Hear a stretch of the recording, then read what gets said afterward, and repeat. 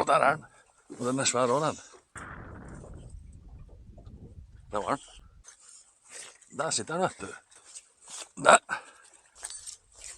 Der var den, gitt. Der var den igjen. Oi, den er større.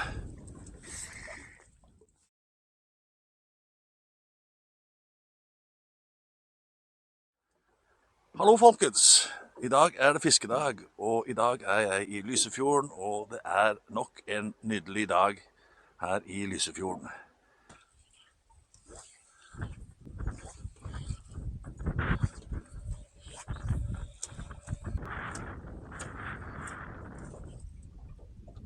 Der var den. Det er en ok fisk også.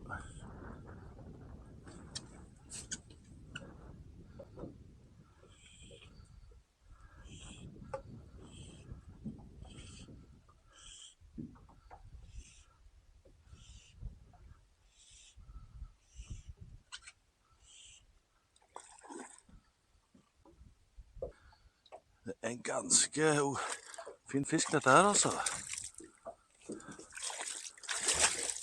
Der har vi den, vet du. Den er jo litt slank, så det er vel ikke akkurat en matfisk, men ganske fin fisk. Litt slank. Rundt 45. Det er faktisk talt helt perfekt her nå. Vinden kommer i ryggen på meg nå. Langs land oppover her nå. Så nå kan jeg få et drift oppover sånn. Bare ligge og kaste og kaste og kaste og kaste. Kunne ikke vært mer perfekt. 6,2 grader. Så hvis ikke det blir noe fisk her nå, så må forklaringen være at det er mye børstemark, og at fisken går og jager børstemark. Og sånn som de ikke er interessert i noe rosa reketull.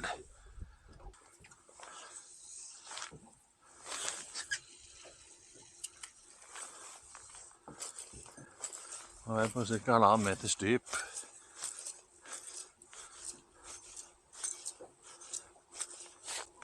Der var den. Den er langt innpå, ja. Det var en liten tass da, men en flott liten fisk i godt hold. Det er jo liksom herifra og opp som er det gromme. Der var den igjen. Som er det gromme området. Ikke si meg det er samme gjøken som har bytt på en gang til. Ser ut som samme fisken.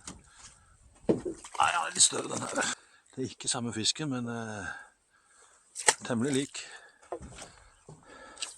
Men de er dere som har sett noen av de andre filmene mine her fra Helleren, så vet dere det at her kan du få fisk i alle størrelser.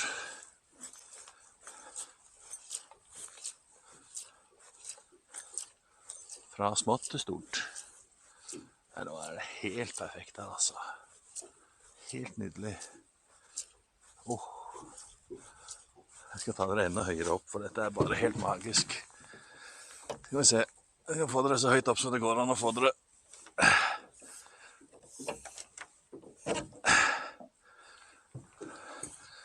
Det ligger trygt og godt på 1,5 meters dyp her nå. Det er klart i vannet, det er sol, det er krusninger som gjør at fisken ikke er så sky som den ville vært ellers. Og det er bare helt nydelig, spør du meg. Jeg elsker å stå og fiske på sånne grunner som dette her, når du ser den flotte bånden, den flotte grønnfargen som du får, liksom. Og her er det jo leopardbånd, og det er sand, og det er grunt. Du ser gjerne det mørke partiet ut forbi der, hvor barbakken kommer. Men denne bånden her er bare helt magisk. Å kunne ligge her og kaste i uten å bekymre seg for vinden. Det blir ikke bedre enn dette, altså. Jeg har sutret en del i dag, jeg da, men kommer nok til å klippe det vekk uansett da. Men det var mye vind der jeg fisket i starten. Vanskelig forhold. Her er det bare helt aldeles nydelig nå. Det blir ikke bedre. Og det er gode sjanser til å få fisk i tillegg.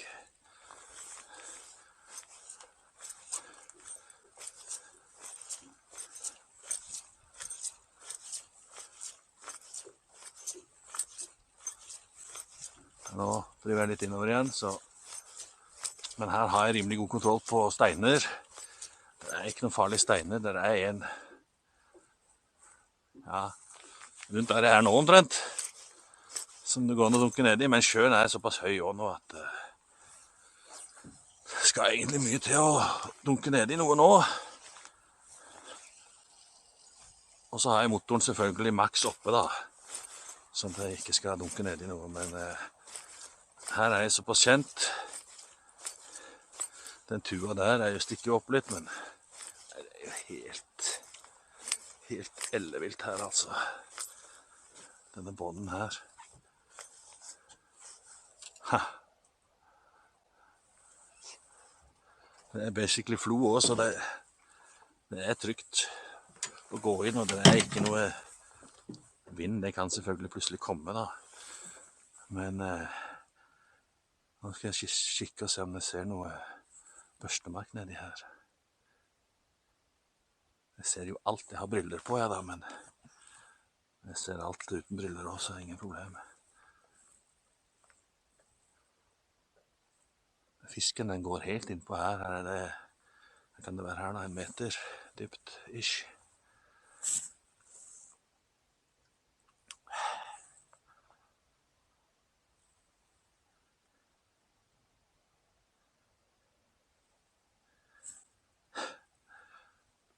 Det er bare så flott. Jeg ser ikke noe børstemark her da, men...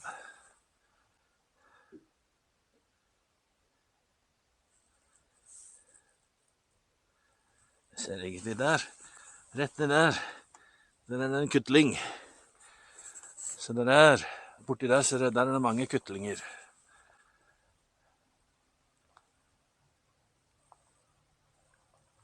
Jeg ser ikke noen reker. Her er det jo ekstremt mye reker til tider. Om sommeren. De er nok ikke langt unna nå heller, skal du se. Det er helt ekstremt med reker her. Det er mye sandmark. Og det er mye børstemark også, altså. Det vet jeg. Jeg har vært og gravd her etter børstemark sammen med ungene når de var små. Vi har rotet i fjæra her mye, vi, bortover hele veien. Jeg har funnet mye børstemark, sandmark og ekstremt mye reker. Og krabber. Det er mye liv her. Men det er ikke veldig mye liv nå da. Men nå er det på tide å trekke seg ut, tenker jeg.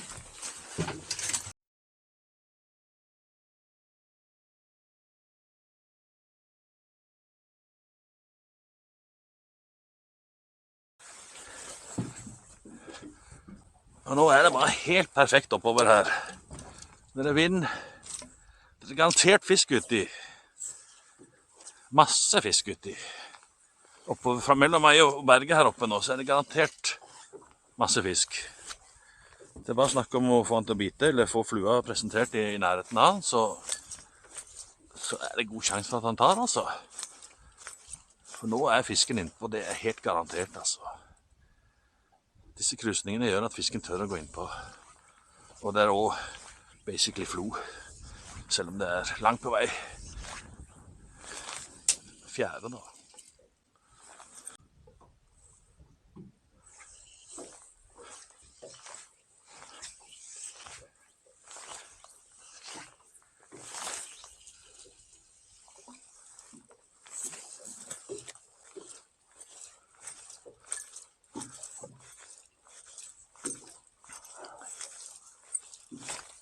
Og der er den.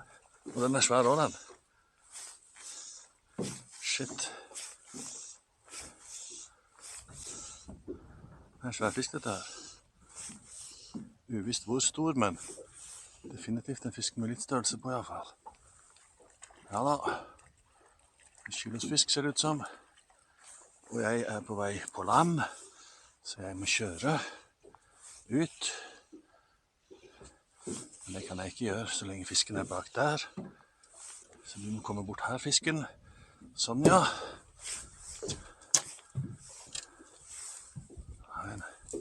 Å ja, han er fin. Han er skikkelig fin. Men jeg må ut. Oi, oi, oi.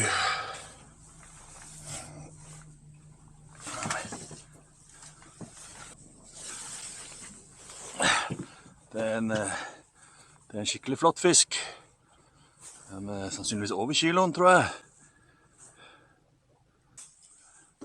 Det er en fisk på over 50 centimeter, og så tror jeg den er i ganske godt hold også.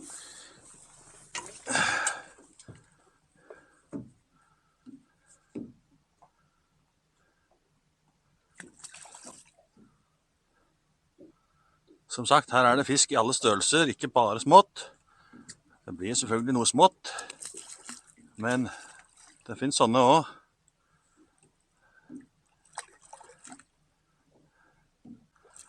Det kan fort være en matfisk, dette her.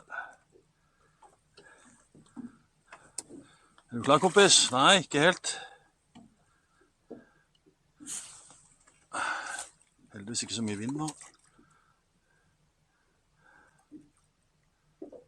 Er du klar nå, kompis? Nei? Nå er du klar, hæ? Oi, oi, oi!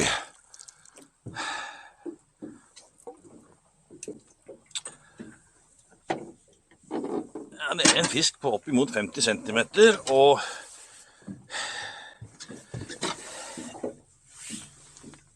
tålig godt i hold. Skal vi se, flua sitter fint i leppa. Du skal få lov til å gå videre, kompis. Men absolutt en fin fisk. Cirka 50. Og ok kondisjon. Det var gøy.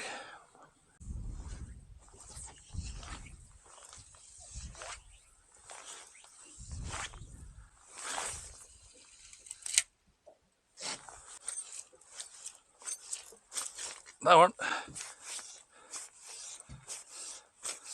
Det var en liten en det også, men slapp av, lille venn. Slapp av, slapp av, slapp av. Herregud. Slapp av. Du bomma. Der har jeg fått en stygg knute. Den må jeg ta vekk. Nå må jeg bytte hele tippeten, for den er midt på. Da får vi bare gjøre det. Det er altså veldig viktig det der med knuter på tippeten. Det er så utrolig kjipt. Den her er en stygg knute.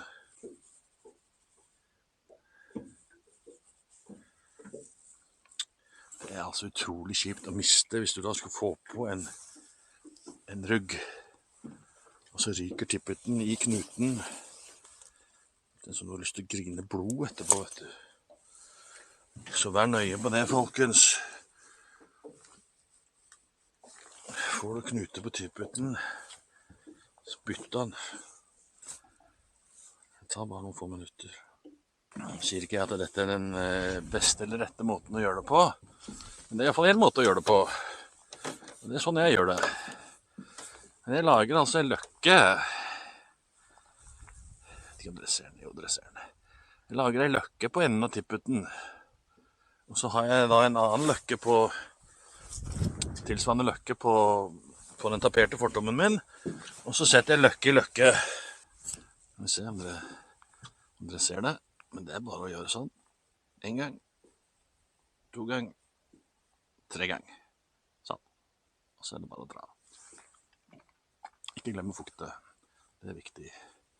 Sånn. Der har jeg løkke til nytippet. Så når jeg skal ha på nytippet, her har jeg løkke på den taperte fortommen. Så er det bare å ta den løkka inn på sånn. Og tre den her enden igjennom den løkka der. Sånn.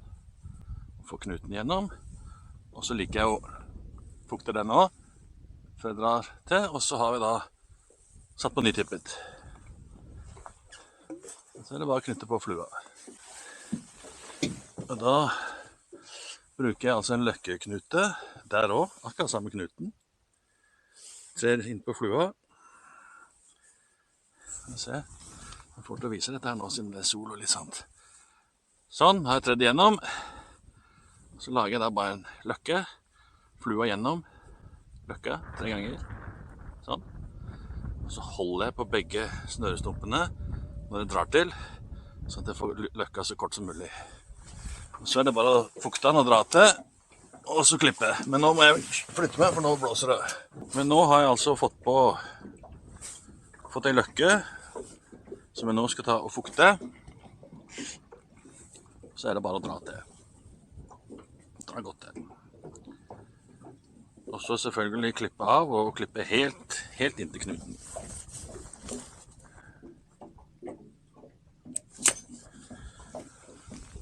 Nå får du en knute som ser sånn ut. Og den går aldri opp. Garantert. Den går aldri opp.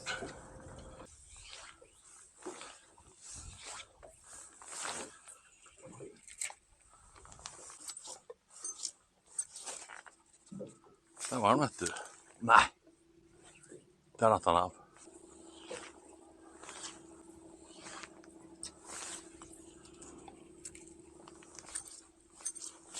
Der var den, gitt. Steikje meg. Den datt av det nå.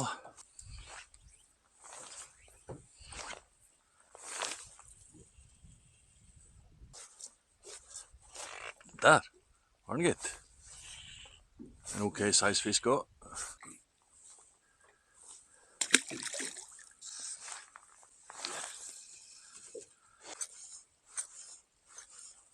Der sitter den, vet du. Oi, oi, oi.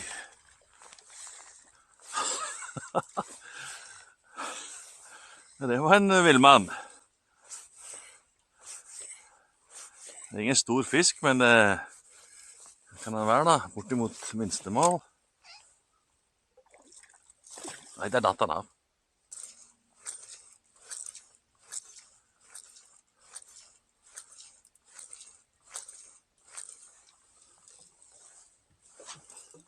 Det må da vake et eller annet.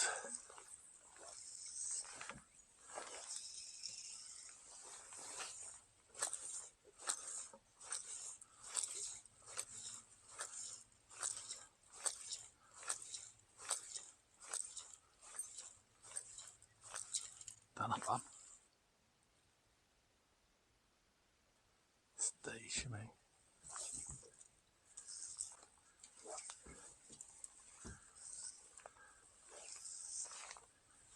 Jeg ser den. Den er mange. Jeg ser de. De er rett foran her nå. Den er hel haug. Det er mer enn 10. De er rett der. Her kommer flua mi rett imot de nå.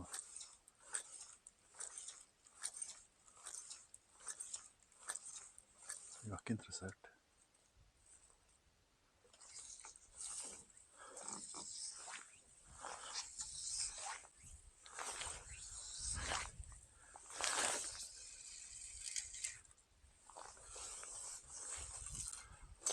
Der er det jo fiskere jo, ser det ut som. Nå har jeg altså fått selskap. Det er jo kjekt. Her kom to karer. Det er jo kjekt å se at dere andre også fisker. Oi, oi, oi, oi, oi, oi, oi. Da vaker han jo rett foran meg her jo.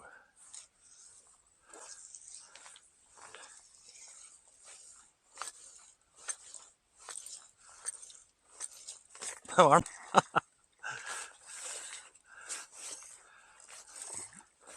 Det jeg sier, altså, det handler bare om å få flua presentert rett foran en fisk. Får du det, så tar den sannsynligvis. Det er ingen stor fisk, men Det var i hvert fall en fisk.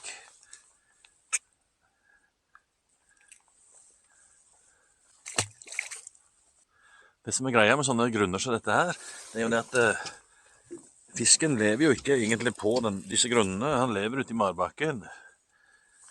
Men han går inn på grunnene for å jage mat, spesielt nå på våren. Så det betyr jo at finner du fisk innpå her, finner man fisk innpå grunnene, så den fisken sannsynligvis på jakt etter mat.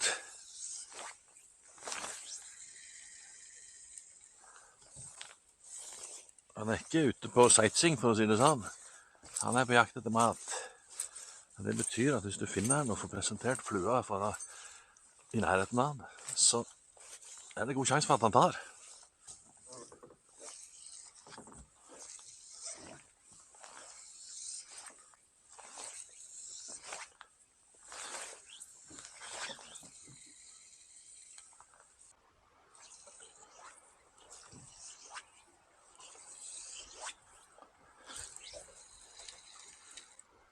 Sånn, der vi på skuddhold. Der bør det kunne være fisk. Der var den. Tok brått og brutalt. Der natt han av.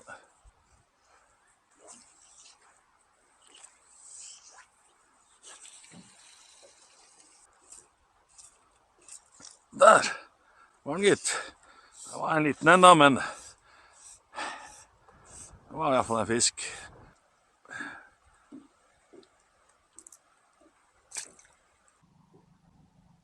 God dag! Har dere fått noe, eller?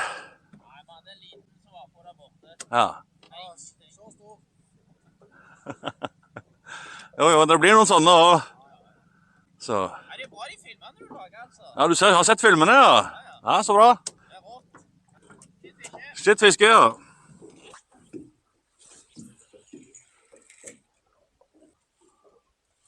Der var den.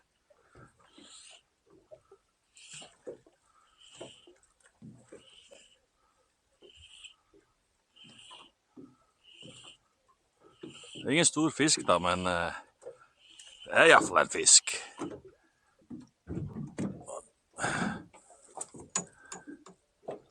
Så bare kompis, så skal du få gå ut igjen.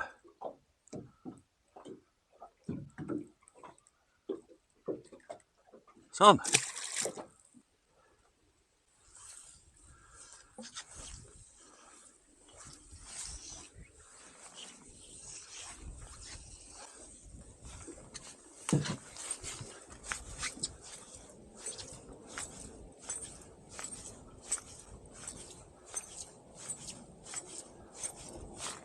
Oi, der var han, gitt. Han var jammen inni der. Jeg så han til og med. Han tar nok ikke igjen den, altså. Men det kan være flere. Der nappet han igjen. Der var han. Oi! Dæven, den så stor ut. Shit. Jeg så han blinka uti der. Det var en større fisk.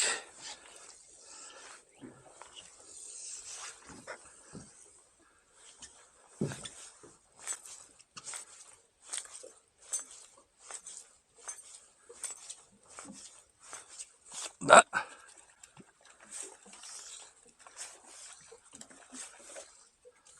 Ikke en stor fisk, men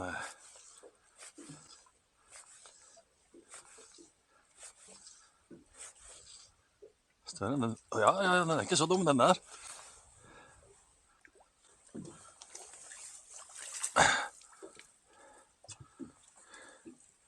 Hvor stor er du da, kompis?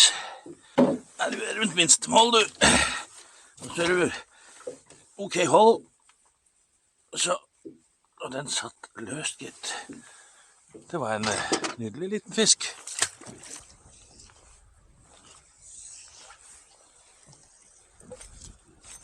Der var den. Der var den, gitt. Du har i hvert fall ikke funnet deg mye mat, kompis. Du må holde deg på feil plass, tror jeg.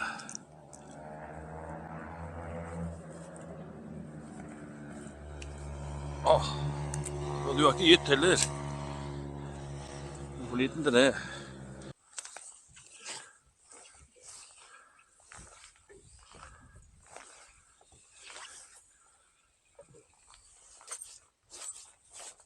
Der var den.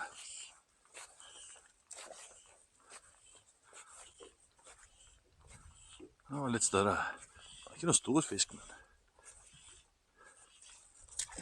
det er et minstemål.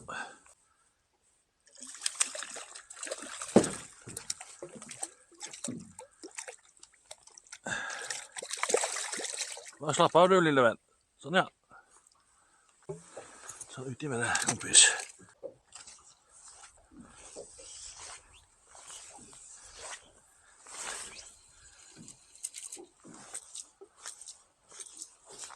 Der var den.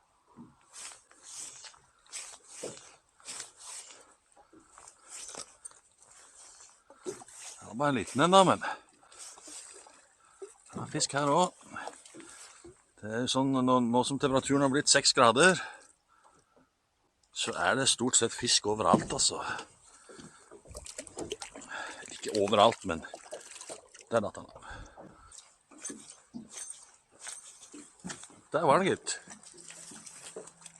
Akkurat å ta flua oppe.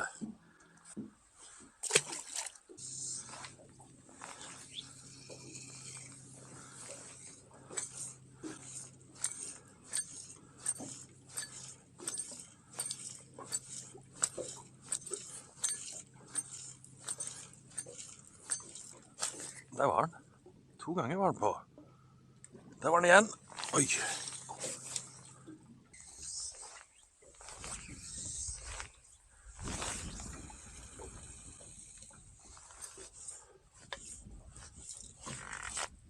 Der var den, gitt. Har du sett?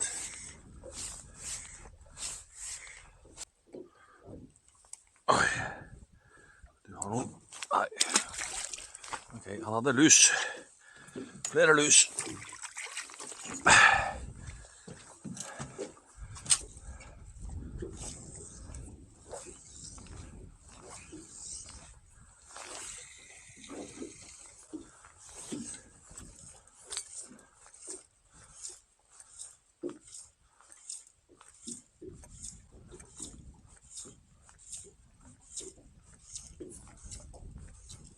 Der var den igjen. Oi, den er større.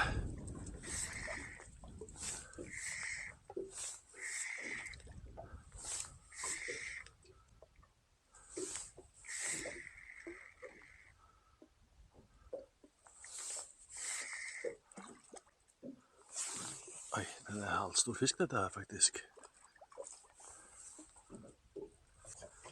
Det her er faktisk en halvstor fisk, ja. En kilosize.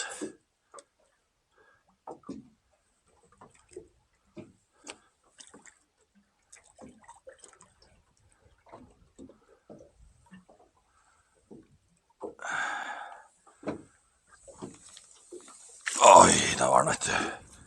Se den. Faktisk en ganske stor fisk. Rundt 50. Det var altså en sånn en flue. Det er vel en, vi får kalle det en rosa rekevariant, men den er litt sånn oransje-rosa i fargen. Det er jo en flue som jeg har fått av han Per Kristiansen i Narvik. Så takk for den, Per.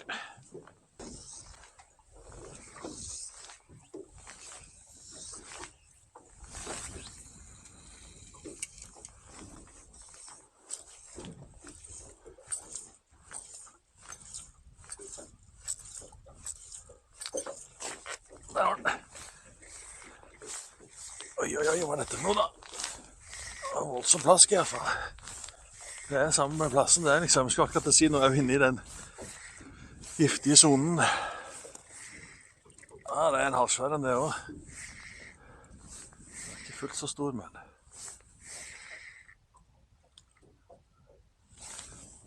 det er fisk på godt over 40 i hvert fall, tror jeg.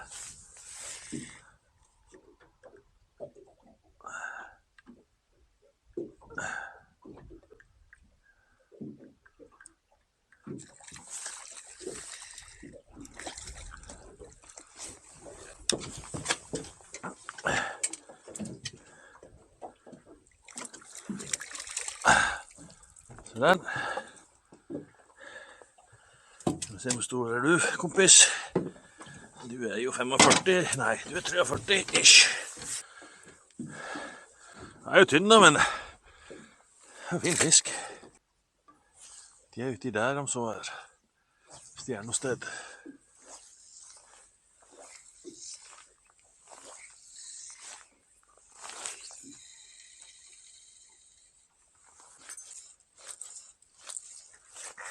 Og der var den, gitt. Og den kjente stor ut også, gitt. Helsike.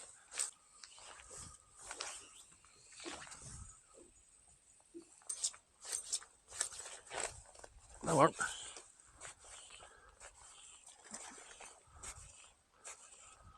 Nå kom det voldsom vind plutselig, så.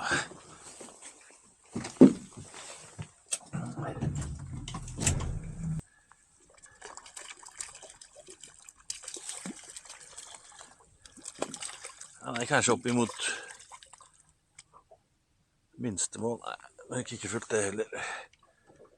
Kom her, kompis. Skal få gå ut igjen, du.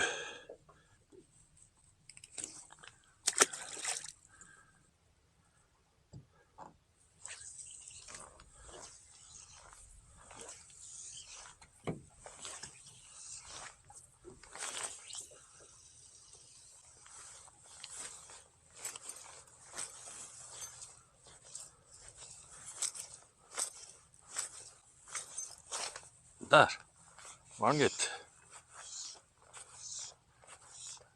Men det var en liten tass.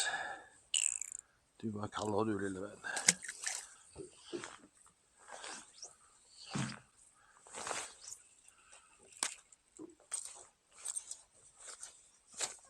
Der var han. Oi, oi, oi. Det er ingen stor fisk, men for en spretten fisk.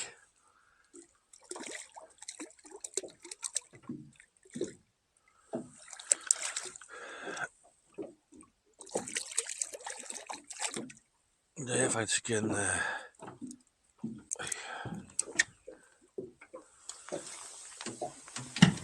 liten fisk i godt hold.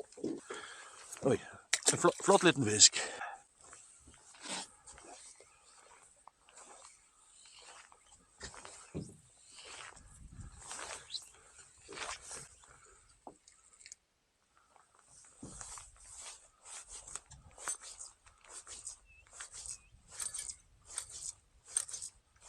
Der. Vakker der, vet du. Og så beit det. Den natt han av. Der vakker det også. Det er masse fisk borti der, sikkert. Der vakker den igjen. Igjen. Der oppe.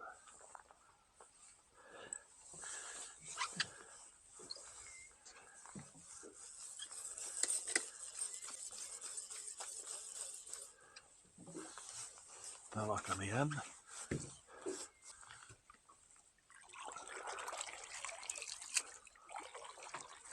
Der vakker den igjen. Det var et litt større plask. Vakende fisk, det er gøy. Kaste på vak, det er gøy. Det er alltid gøy, selv om det bare er små tasser.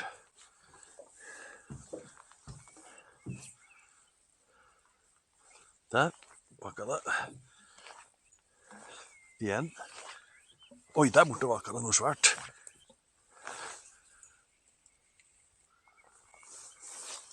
Det var omtrent der han vakker.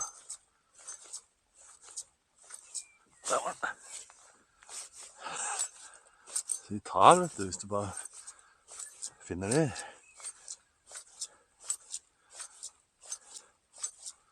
Tok den. Der vakker det. Se den tar. Det er mange fisker som vakker her nå. Der cirka.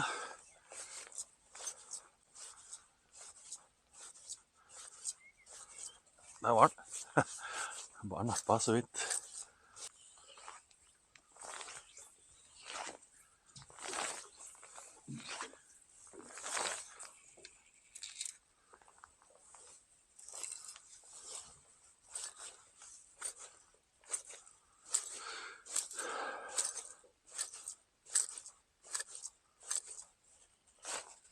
Der var den.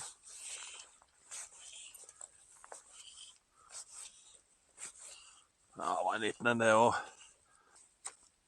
Slapp av, lille venn.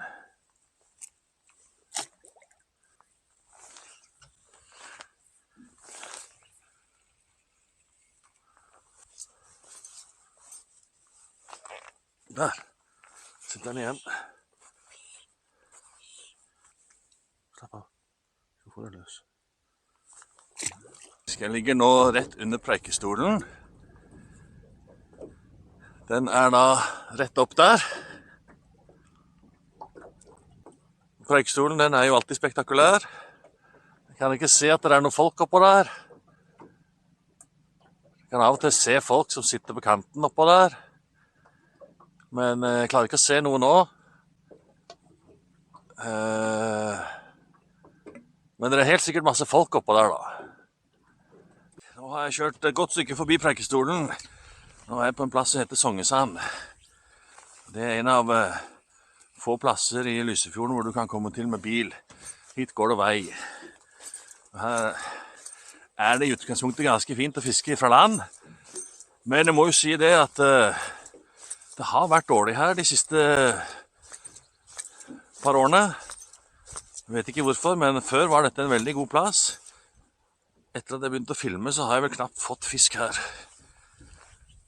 Men i dag er alt perfekt. Det er vind. Det er snart flo. Et par timer. Og det er faktisk overskyet her da. Det er ganske mye kaldere her enn det var lenger ute i fjorden. Men perfekte forhold her nå. Det bør være fisk her nå, altså. Hvis ikke jeg får noe herifra opp til Moloen der oppe, så da er det søren meg ikke håp for denne plassen her, altså. Det er helt utrolig, altså. Ikke et napp, ikke en følgefisk, ingen verdens ting.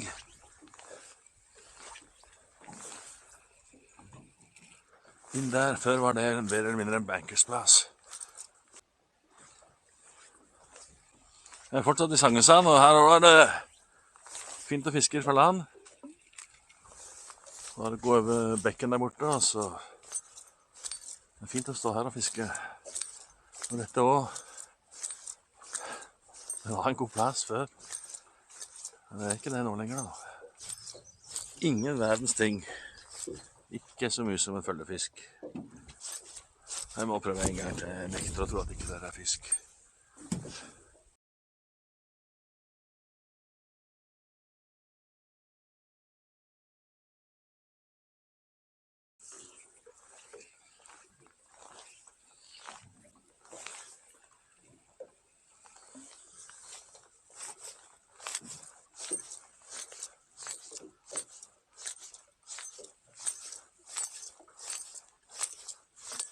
Der var den, vet du.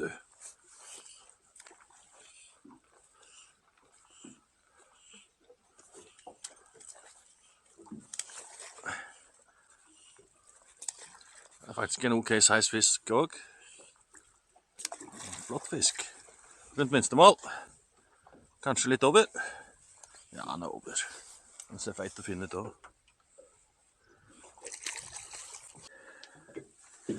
En nydelig liten fisk.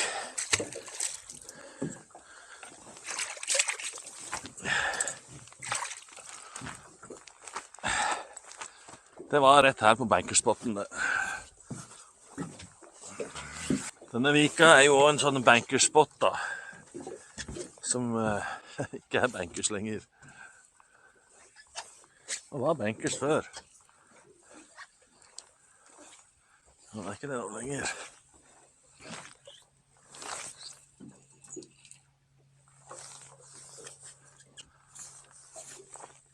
Alt var bedre før.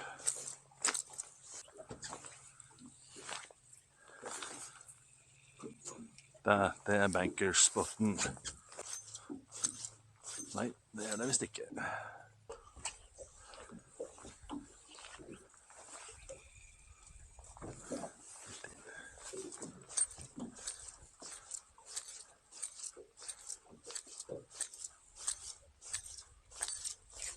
Der var den, gitt. Jøss.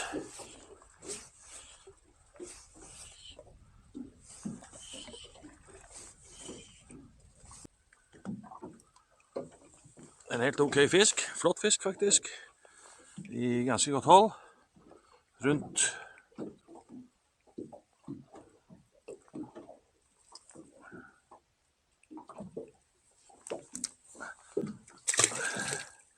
minstemål. Dette må jo være den mest spektakulære plassen i Lysefjorden, og kanskje i hele Rogalandsfjordene, spør du meg da.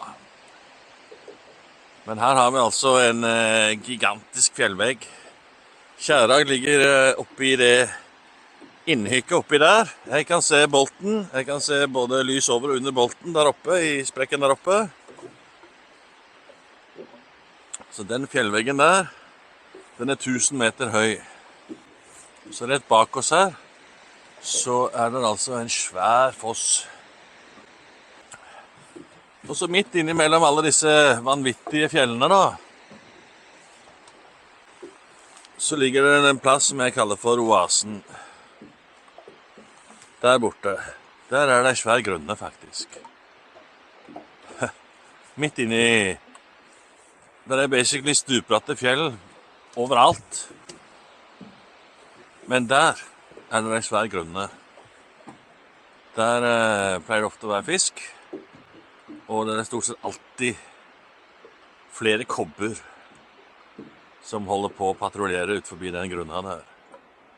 Sånn som været er nå, nå kommer sola da, det ødelegger kanskje litt, men med gode krusninger og flo, så kan fisken godt være langt innpå, altså. Ja, nå ligger jeg altså rett ned forbi Kjærag, den er rett opp der. 1000 meter rett opp.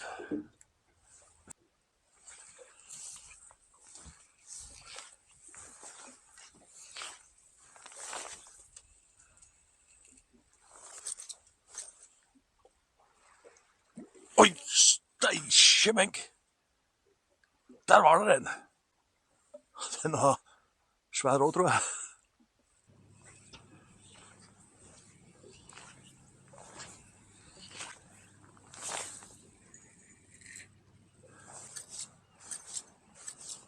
Oi, der var den. Hekka.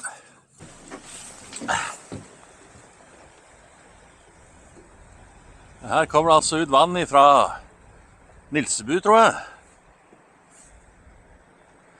Så her er vi nå i Lysebotn for, jeg tror det er første gang jeg er her inne og filmer.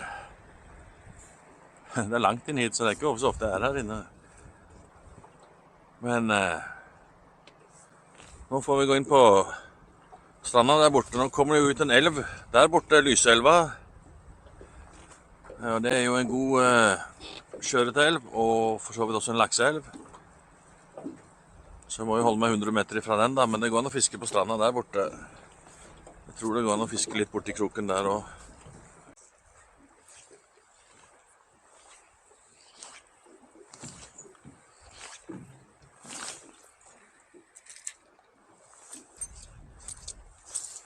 Nei, det ble ingen fisk i Lysebotn i dag heller. Jeg gidder ikke dette her tullet her mer. Det er håpløst. Det blåser for mye. Det blåser rett på land, så det nytter ikke.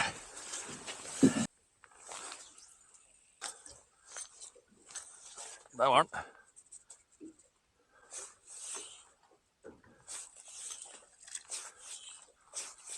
Så nå var det fisk her, altså. Det var bankerspotten min, det.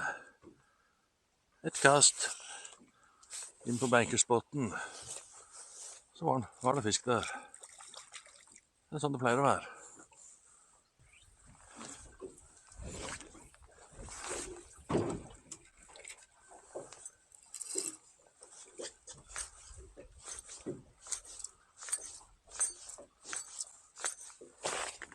Der var den, gitt. Jeg har ikke noen stor fisk da, men det var en liten en. Det var fisk der, gitt. Nå også. I dette mørket.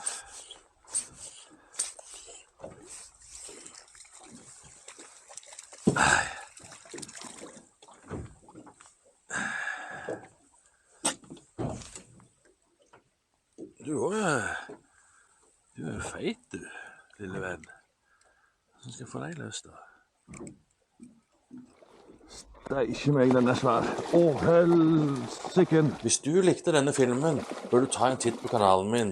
Svær følgefisk, ja. Å, helsike. Og hvis du liker det du ser, så håper jeg at du abonnerer på kanalen og blir med meg videre på nye fisketurer. Oi, oi, oi, oi. Jeg poster normalt et par nye filmer hver måned. Der har jeg den, vet du. Sjekk den, da. Og de postes alltid på lørdagsmorgen klokken 8. Der. Vi ses i neste film. Der!